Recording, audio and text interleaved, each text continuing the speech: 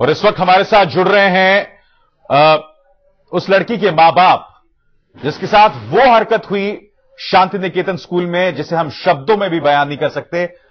पूनम मिस्त्री, मनोज मिस्त्री, मैं आपके हौसले की दाद देता हूं कि आप लोग आ पाए।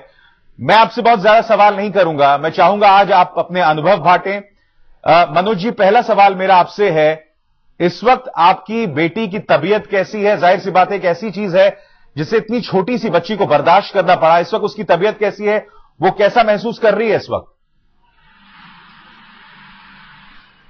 जी, उसका तबीयत खूब ठीक नहीं है और सबसे ज्यादा उसको प्रॉब्लम हो रहा है। खाने जब भी जा रही है तो बोल रही है, माँ उसकी खिलाने जा रही है तो बोल रही है, माँ हम नहीं खा पाएंगे, हम खाना वाना हटा दो, खाना हम नहीं खाएंगे। तो अब इस हालत में उसको खाना तो खिलाना ही होगा, कितना दिन वो उपवास रहेगी। तो किसी भी तरह बहला फुसला कर उसको खिलाया जा रहा है। अवस्था अभी ऐसा है उसका, और फिलहाल अभी तो वो सो रही है, आराम कर रही है। हाँ जी। पूनम जी, मैं आपसे जानना चाहता हूं, एक मां होने के नाते आपकी अपनी बेटी से किस तरह की बातचीत हुई है?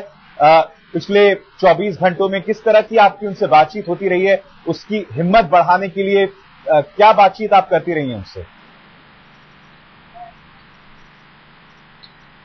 हिम्मत बढ़ाने का क्या है, वो तो बहुत ही टूट चुकी है अंदर से। सिर्फ यही बोल रही है, माँ हमको उतनी सारी बच्ची के सामने हमको जब पेशाब की तब वो लाने को बोली और फिर वो खाने को बोली। मुझे बहुत ही शर्म आ रहा था और घिनना भी लग रहा था कि हम नहीं खाएंगे। मैंने बहुत रोई, लेकिन वो दोनों नहीं सुनी, उमा दी और संध्या माँ से, और हमको जोर जबरदस्ती खिलाए। हमको बहुत ही लज्जा आ रहा था। माँ अभी भी आ रहा है, जब हमको वो पल याद तो हमेशा ही आ रहा है।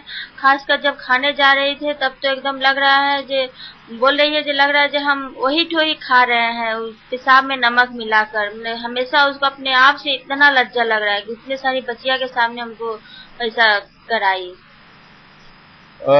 मनोज जी, मैं यकीन मानिए मेरे पास शब्द नहीं है, क्योंकि मेरी अपनी एक बेटी है और इसलिए मैं आपके दर्द को समझ सकता हूं। मेरे अपने बच्चे हैं और मैं आपके दर्द को समझ सकता हूं। मेरा सवाल आपसे यह है कि क्या एक माता पिता होने के नाते आप किसी तरह की काउंसलिंग कर रहे हैं अपनी बेटी की?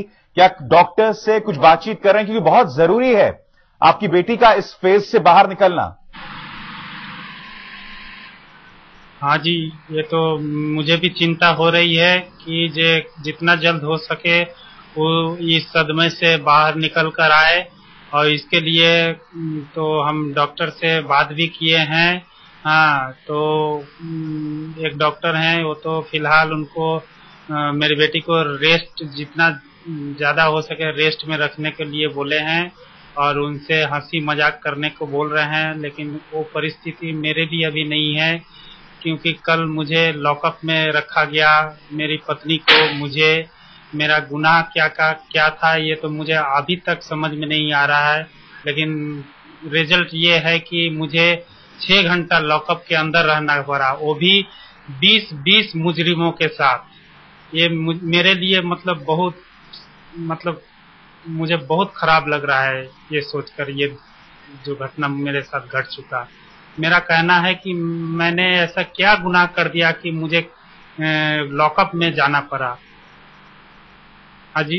पूनम जी, मैं आपसे जानना चाहता हूं, क्या आपकी बेटी वापस शांति निकेतन जाना चाहती है? जी नहीं, वो तो शांति निकेतन विश्व भारती का नाम सुनकर ही पूरा एकदम डर जा रही है, सहम जा रही है, रोने लग रही है। बोले कि माँ मुझे वहाँ मत भेजो, मुझे उतनी सारी लड़कियां पूरा फिर हमको बोलेगी क्या पुनीता क्या खाई, तुमको एक या खिला दिया, छी छी करने लगेगा। माँ मुझे मत भेजो वहाँ। पूरा रोने धोने लग रही है और पूरा एकदम मानसिक तरह से वो एकदम टूट चुकी है। ना मेरे पास हिम्मत है आपसे और सवाल करने की, और आज जो लोग देश में इसे देख रहे होंगे, आज ये आईना है हमारे लिए।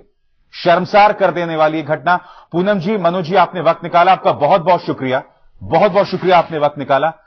वाकई शांति निकेतन ही नहीं, देश भर के तमाम स्कूल्स के लिए ये एक संदेश है, क्योंकि कई जगह हमारे अध्यापक गण कुछ ऐसा कर जाते हैं जिसका आभास नहीं होता, मगर उसका असर उस विद्यार्थी पर जिंदगी भर रहता है। यह कहीं ना कहीं संदेश है ऐसे तमाम अध्यापकों के लिए, ऐसे तमाम वार्डन्स के लिए कि कल से आप जो भी करें, कम से कम इस बात का ध्यान रखें, हो सकता है आप किसी बच्चे का भविष्य बिगाड़ रहे हो।